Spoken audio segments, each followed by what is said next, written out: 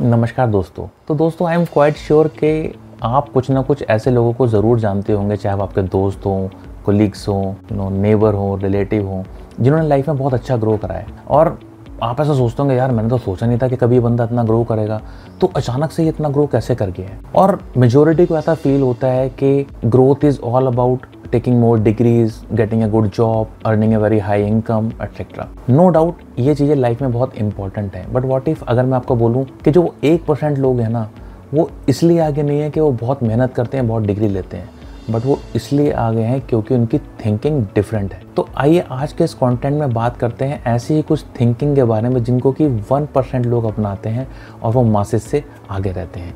तो चलिए video start करते हैं। तो rule number 1, you are average of 5 people you hang out with. तो दोस्तों ये जो प्रिंसिपल है ना, ये बहुत इंपॉर्टेंट प्रिंसिपल है। आप समझ लीजिए कि ये मैंने खुद फील किया है लोगों को देखकर, अपने आप को देख के, कि जिन लोगों के साथ आप रहते हो ना, आप उनके जैसे ही बनते हो। इसलिए शायद हमारे माँ बाप हमें बचपन से बोलते हैं कि भाई तू सही लोगों के साथ रहे, गलत संगत में मत पड़। संगत का बहुत असर होता है। इसलिए नो डाउट आपने देखा होगा जो बड़े बड़े बिजनेसमैन होते हैं, स्टार्टअप फाउंडर्स होते हैं, सब होते हैं, वो अपनी नेटवर्किंग को बहुत इंपॉर्टेंस देते हैं। वो ऐसी जगह उठते बैठते हैं जहाँ पे कि उनके सेम वेवलेंथ वाले लोग हैंग आउट करते हैं या मिलते हैं। तो उनका जो मैक्सिमम टाइम होता है वो ब्रेनस्टॉर्मिंग में ऐसे लोगों के साथ बैठ कर निकलता है। तो दिस इज़ वेरी इंपॉर्टेंट कि जो हमारी कंपनी है, हम जिन लोगों के साथ उठते बैठते हैं, हम देखें कि यार इससे हमें क्या सीखने को मिल रहा है।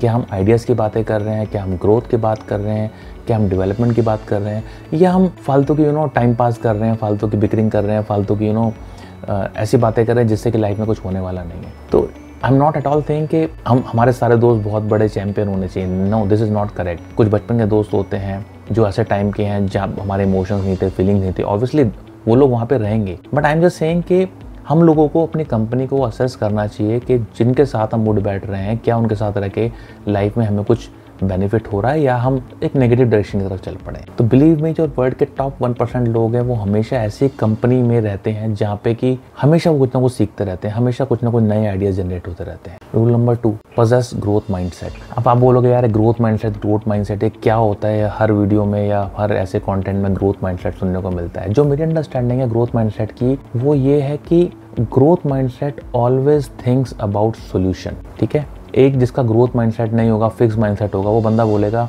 कि यार ये काम मैं नहीं कर सकता। वहीं ग्रोथ माइंडसेट वाला बोलेगा कि मैं यह काम आज नहीं कर सकता, बट मैं इस काम को एक दिन करके ज़रूर दिखाऊंगा। क्या आप जानते हैं कि APJ अब्दुल कलाम जी को एयरफोर्स ने रिजेक्ट कर दिया था? उसके बावजूद भी उन्होंने स्पेस टेक्नोलॉजी में, रॉकेट साइंस में, और फिर देश के राष्ट्रपति बन के हमारे देश का कितना नाम रोशन किया है। तो अगर वो भी रिजेक्शन से घबरा कर बैठ जाते तो आज वो उस मुकाम पर नहीं होते जैसा हम उनको जानते हैं। तो इसलिए वेरी इंपॉर्टेंट कि आप ग्रोथ माइंडसेट लाने की कोशिश कीजिए। You look for solutions, not for the problems. Third rule, detach from the outcome, attach to the process. जैसे कृष्ण भगवान ने भी गीता में बोला है कि भाई तू कर्म कर, फल की इच्छा मत कर। तो हम लोग क्या है, बेसिकली हम आउटकम को लेके बहुत ऑब्सेस्ड रहते हैं। मतलब हमें लगता है यार हम फटाफट रातों रात अमीर बन जाएं, या हम जिम जाएंगे तो रात रात में हमारी बॉडी बन जाए, या हम एक SIP स्टार्ट करेंगे तो 1 महीने में करोड़पति बन जाए। बहुत ऐसा नहीं हो सकता। तो you have to set your systems right. अगर आप एक सही सिस्टम बनाते हो और उसको कॉन्स्टेंटली फॉलो करते हो तो बिलीव में आपको रिजल्ट थोड़े टाइम में अपने आप दिखने स्टार्ट हो जाएंगे।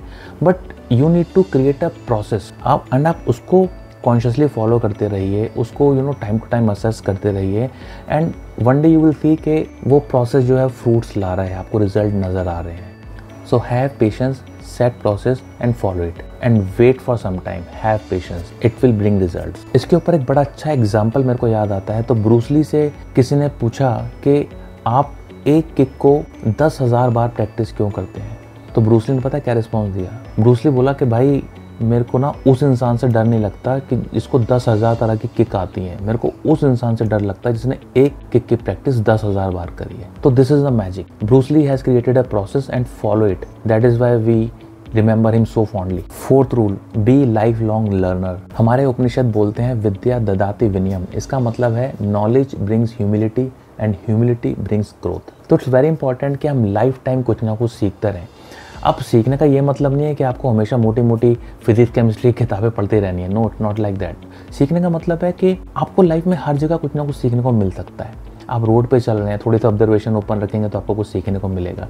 आपको जो भी सब्जेक्ट सीखने को मिल रहा है, चाहे वो साइकोलॉजी है, फिलॉसफी है, रिलीजन के बारे में कुछ अच्छी बातें हैं, साइंस है, स्पेस है, कुछ भी है, आप ऑब्जर्वेशन रखिए, आप अपनी कुछ ना कुछ सीखने की कोशिश कीजिए और आप देखेंगे कि जब आपकी लर्निंग धीरे धीरे बढ़ती है और आपकी टेंडेंसी होती है हर जगह से सीखने की, तो लाइफ में आपको कितना ज़्यादा बेनिफिट मिलता है। मेरा तो पर्सनल मानना ये है, मैं उस आदमी को इंटेलिजेंट मानता हूँ जो कि एक बात को ना बहुत सारे एंगल से देख के समझ सकता है, और वो तभी आता है जब आपके अंदर कंटेंट होता है, जब आपके अंदर बहुत सारे सब्जेक्ट की नॉलेज होती है। तो this is very important rule, be a life long learner. Last rule, emotional intelligence. Emotional intelligence है अपनी फीलिंग्स को समझना।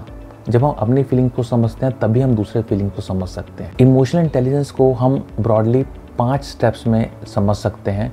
फर्स्ट, सेल्फ अवेयरनेस, मतलब यहाँ पे अपनी फीलिंग्स को लेके अवेयर रहते हैं कि हम क्या फील कर रहे हैं, गुस्सा आ रहा है, प्यार आ रहा है, खुशी आ रही है, दुख आ रहा है, क्या आ रहा है। सेकंड, सेल्फ रेगुलेट, उन फीलिंग्स को समझ के हम उसके ऊपर उसको रेगुलेट कर सकते हैं, उसको कंट्रोल कर सकते हैं। थर्ड, मोटिवेशन, हम मोटिवेटेड रहते हैं कि जो हमने प्लान्स बनाए हैं, जो गोल्स बनाए हैं, जो उसकी तरफ ही हमें चलना है। फोर्थ, एम्पैथी, जब हम इस तरीके से अपने आप को समझते हैं तो हम दूसरों को फीलिंग्स को भी समझते हैं। जो इंसान अपनी फीलिंग को समझेगा उसको हमेशा समझ में आएगा कि यार मुझे चोट लगती है तो दर्द होता है, तो दूसरे इंसान को चोट लगेगी तो उसको भी दर्द होगा। फिफ्थ, सोशल स्किल्स, तो जो इमोशनल इंटेलिजेंट आदमी होता है वो हमेशा अच्छे कनेक्शन बनाना जानता है दूसरों के साथ। सी, वी आर सोशल एनिमल्स, तो जब तक हम दूसरे लोगों के साथ अच्छे कनेक्शन नहीं बनाना जानते तब तक हम लाइफ में ग्रो नहीं कर सकते।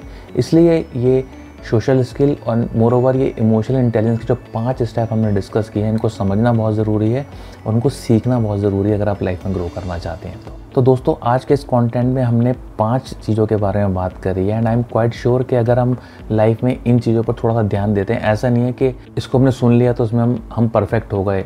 इनको प्रैक्टिस करना ज़रूरी है, इनको कॉन्शियसली अपनी लाइफ में लाना ज़रूरी है, चाहे वो इमोशनल इंटेलिजेंस हो, चाहे वो डेवलपिंग ग्रोथ माइंडसेट हो, चाहे वो कुछ प्रोसेस फॉर्म करना हो। तो जब तक हम इनकी तरफ कॉन्शियसली ध्यान नहीं देंगे तो इनको लाइफ में लाना बहुत मुश्किल है।